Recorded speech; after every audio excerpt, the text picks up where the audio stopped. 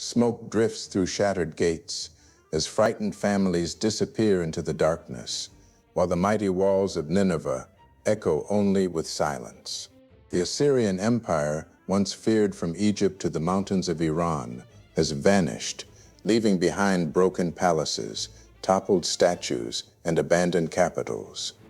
Yet this same empire forged the ancient world's most formidable war machine, amassed immense wealth, and ruled millions across the Near East. How did one of history's greatest civilizations end up like this? To understand how it all ended, we must return to where it began. How does a single city become so feared that entire kingdoms surrender before its army even arrives?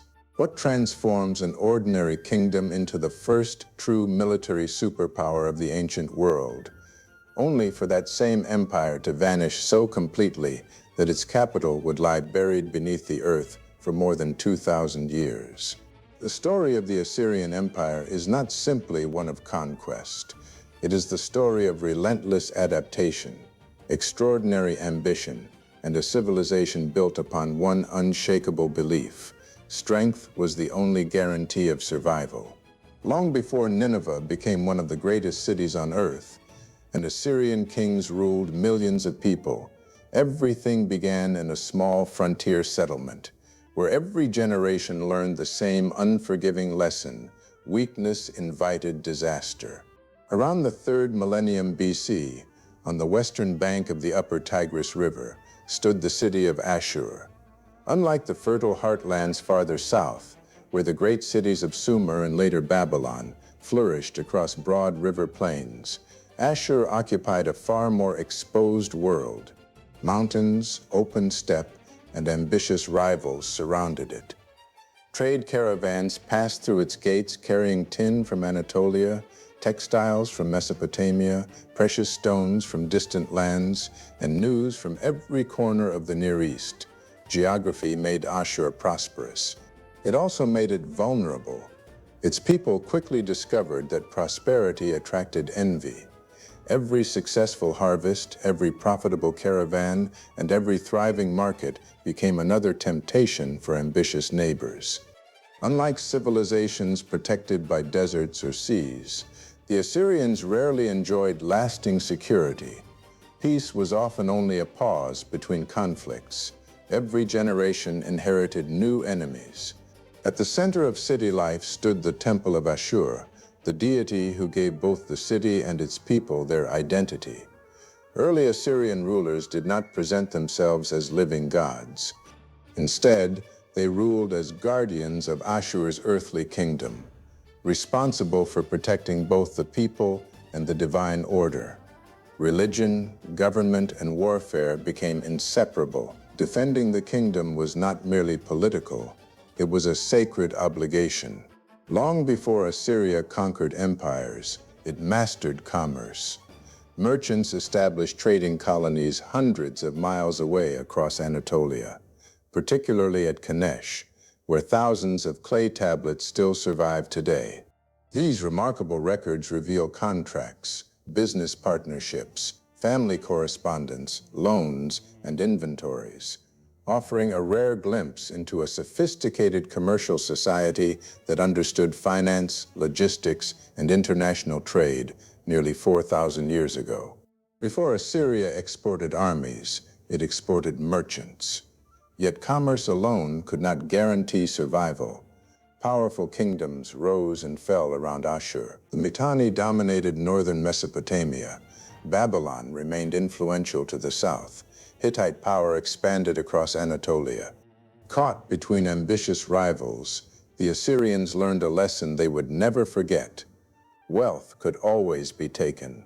Only strength could protect it. Everything began to change during the late Bronze Age collapse around the 12th century BC. Across the eastern Mediterranean, mighty kingdoms suddenly disappeared. Cities burned, trade routes collapsed. Entire civilizations vanished within a few generations. For many societies, the catastrophe marked the beginning of centuries of decline. For Assyria, it became an extraordinary opportunity. While rivals struggled simply to survive, Assyrian kings quietly rebuilt their strength. They reorganized their administration, secured vital trade routes, and expanded outward one campaign at a time. Every victory brought new farmland, tribute, skilled craftsmen, and strategic fortresses. Each success made the next campaign easier. Then came rulers whose ambition matched the changing world. Ashurnasirpal II, who ruled from 883 to 859 BC, transformed Assyria from a regional kingdom into an expanding empire. His campaigns stretched from the Zagros Mountains to the Mediterranean Sea. Cities that resisted faced overwhelming punishment, while those that surrendered often retained their local rulers under Assyrian authority. The policy spread fear, discouraged rebellion, and reduced the need for repeated campaigns. At the same time, he constructed a magnificent new capital at Kalhu, known today as Nimrud. Massive palaces, towering guardian statues, elaborate reliefs, and carefully planned streets projected a simple message to every visitor. Assyria had become a power unlike any before it. His successors continued the momentum. Shalmaneser III pushed farther west, confronting coalitions of kings determined to halt Assyria's advance. Although not every campaign ended in complete victory, the empire's military reputation continued to grow. Year after year, Assyrian armies demonstrated an unmatched ability to campaign across vast distances while maintaining discipline, coordination, and relentless pressure. The real revolution, however, lay in how those armies fought. Rather than relying on temporary levies raised only during wartime, Assyria increasingly developed one of history's earliest professional standing armies. Soldiers trained year-round. Engineers accompanied campaigns to bridge rivers, dig tunnels, and construct massive siege ramps. Iron weapons gradually replaced bronze on a large scale, improving durability and production. Specialized archers, cavalry, chariots, and infantry fought as coordinated units rather than isolated forces. Siege engines battered city walls, while engineers undermined their foundations. Military campaigns became carefully planned operations instead of chaotic invasions.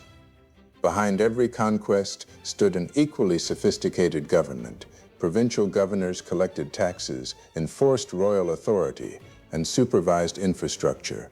An expanding network of roads allowed messengers to carry royal orders across hundreds of miles with remarkable speed for the ancient world. Deportation policies, harsh by modern standards, relocated conquered populations throughout the empire, reducing rebellion while supplying labor for ambitious construction projects. Assyria expanded not only through force, but through organization.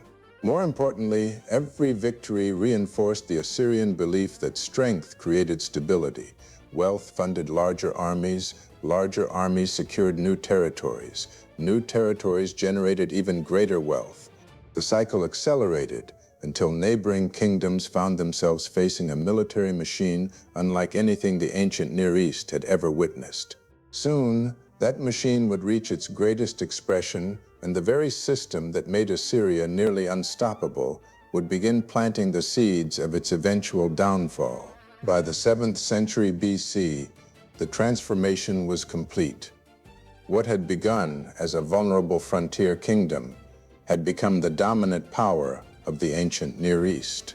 At its greatest extent, the Neo-Assyrian Empire stretched nearly 3,000 miles from the mountains of western Iran to the Mediterranean Sea, and from the rugged highlands of Anatolia to the deserts bordering Egypt. An estimated 8 to 10 million people lived under Assyrian rule, making it one of the largest empires the world had ever seen. For generations, no rival possessed the military strength, administrative reach, or economic resources to challenge it directly. Its kings ruled not from tents on campaign, but from magnificent capitals that embodied imperial power. Kalhu flourished first, followed by Dur-Sharrukin, and ultimately Nineveh, which became the empire's crowning achievement. Under King Sennacherib, Nineveh was transformed into one of the largest and most impressive cities of the ancient world. Massive defensive walls stretched for nearly 8 miles, reinforced by monumental gates, guarded by towering winged bulls, carved from single blocks of stone. Wide avenues connected sprawling palaces, temples, markets, and residential districts. Ingenious aqueducts and canals carried fresh water across great distances, feeding gardens, fountains, and fertile farmlands surrounding the city. To visitors arriving from smaller kingdoms, Nineveh seemed less like a city than the center of the world. The empire's wealth flowed from every direction: gold from Egypt, cedar from Lebanon, horses from Anatolia, silver from the Taurus Mountains, ivory from distant lands, and fine textiles from Mesopotamia filled royal treasuries. Tribute poured into Assyria year after year, financing roads, fortresses, irrigation systems, and monumental architecture, as well as enriching its rulers. Every conquered province strengthened the empire, but every new frontier also demanded more soldiers, more administrators, and more resources to hold it. Yet Assyria's greatest achievement was not merely its wealth, it was its ability to govern an empire of extraordinary size centuries before modern communications. Provincial governors answered directly to the king. Royal inspectors monitored corruption and loyalty. A sophisticated courier network carried messages across hundreds of miles with remarkable speed for the ancient world, allowing decisions made in Nineveh to shape distant frontiers far faster than most rivals could respond. Administration became as powerful a weapon as the army itself. That army remained the empire's defining symbol. Professional soldiers operated with a level of organization rarely seen in the ancient world. Infantry advanced alongside cavalry, archers, engineers, and siege specialists in carefully coordinated campaigns. Military innovation became institutional rather than accidental. Intelligence gathering, logistics, psychological warfare, and engineering functioned as parts of a single system. Entire cities surrendered before the first assault began because Assyria's reputation often proved more powerful than its weapons. The empire also became an unexpected guardian of knowledge. Ashurbanipal, the last great Assyrian king, assembled an extraordinary library at Nineveh, containing more than 30,000 clay tablets. Scholars collected literature, scientific observations, medical texts, religious writings, diplomatic correspondence, and legal records from across Mesopotamia. Among these tablets survived the Epic of Gilgamesh, one of humanity's oldest surviving works of literature. Ironically, an empire remembered for conquest also preserved priceless pieces of civilization that might otherwise have disappeared forever. Looking across the ancient Near East, it was easy to believe Assyria had solved the greatest challenge of empire. It possessed unmatched armies, immense wealth, efficient administration, magnificent cities, advanced engineering, and kings whose authority appeared absolute. Few could imagine that beneath this extraordinary display of power, the empire's greatest vulnerabilities were quietly growing alongside its greatest successes. The first cracks did not appear on the battlefield. They emerged beneath the very foundations that had made Assyria so successful. An empire built on constant expansion required constant victories. New conquests delivered tribute, prisoners, farmland, and prestige. They rewarded soldiers, enriched nobles, and reinforced the king's authority. But as the empire reached the limits of practical expansion, maintaining such an enormous realm became increasingly expensive. Garrisons had to defend distant frontiers. Roads demanded constant maintenance. Provincial governors required supervision. Every new territory solved one problem, while quietly creating several more. At the same time, fear proved to be both Assyria's greatest weapon and its greatest weakness. Harsh reprisals had discouraged rebellion for generations, but they also planted deep resentment among conquered peoples. Many kingdoms obeyed because they feared Assyria's armies, not because they accepted Assyrian rule. Loyalty built on intimidation remained stable only as long as imperial strength appeared unquestionable. Inside the royal court, succession became another growing danger. Powerful kings had held the empire together through personal authority, but every royal death invited uncertainty. Rival factions competed for influence. Court officials accumulated enormous power. Ambitious governors controlled vast provinces far from the capital. Even relatively small disputes at the center of government could ripple across thousands of miles of imperial territory. External threats also evolved. Once divided neighbors gradually adapted to Assyria's methods. New powers emerged along its borders, watching carefully, learning patiently, and waiting for opportunity. The Medes strengthened in the east. Babylon, long overshadowed by Assyrian dominance, remained restless to the south. Scythian horsemen roamed the northern frontiers. Individually, none appeared capable of destroying the empire. Together, they represented something Assyria had rarely faced: determined enemies with both time and motivation on their side. Perhaps the greatest danger was psychological. Decades of overwhelming success encouraged confidence that bordered on certainty. The empire had overcome every crisis before. Every rebellion had been crushed. Every rival had eventually submitted. Success itself became a source of vulnerability. Few imagined that the machine which had conquered the ancient world could one day fail. History rarely changes because great powers suddenly become weak. More often, they fail to recognize that the world around them has changed first. For Assyria, that moment had arrived.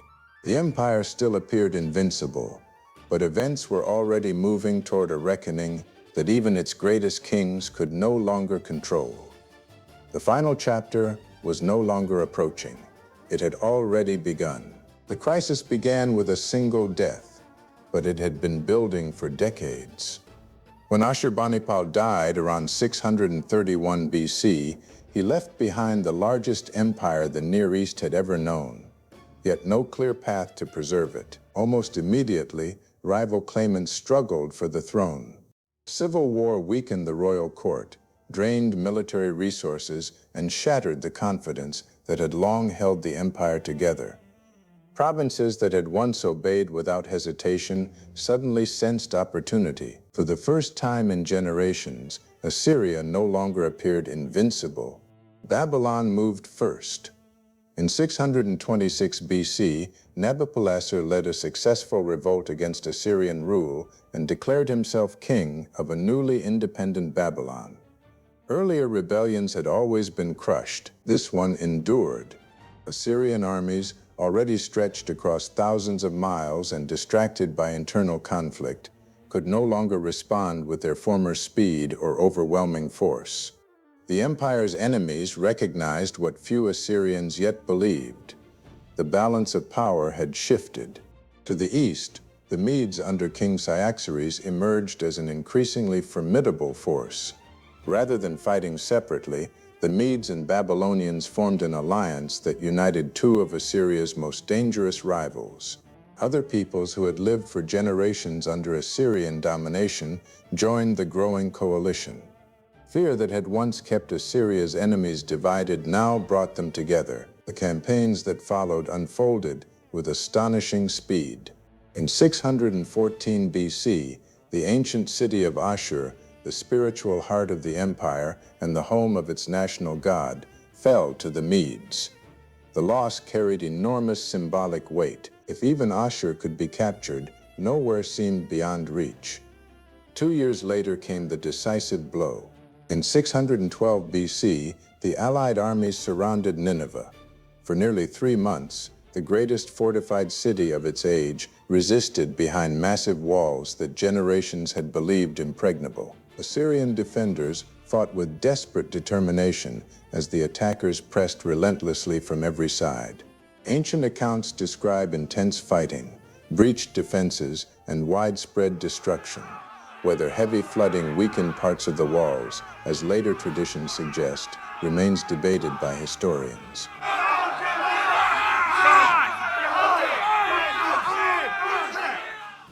The outcome does not.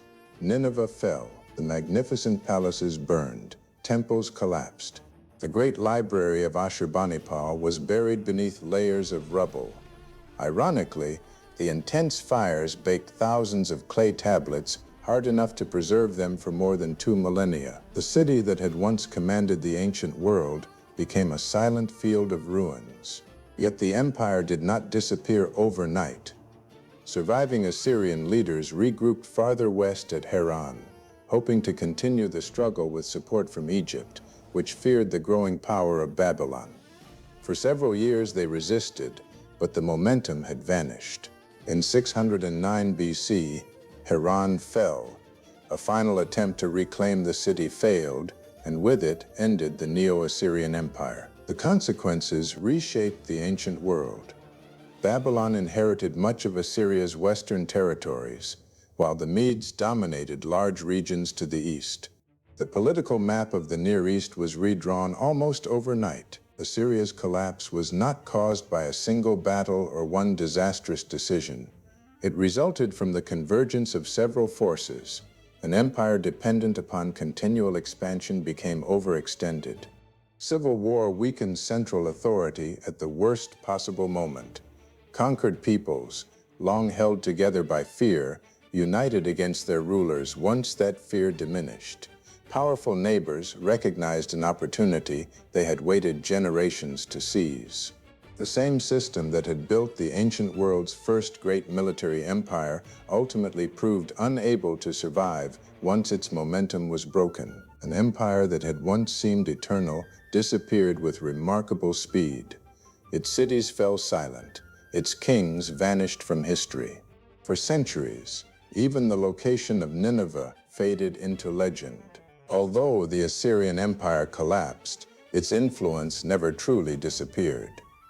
Later empires inherited many of its ideas. The Persians adopted and expanded provincial administration across vast territories.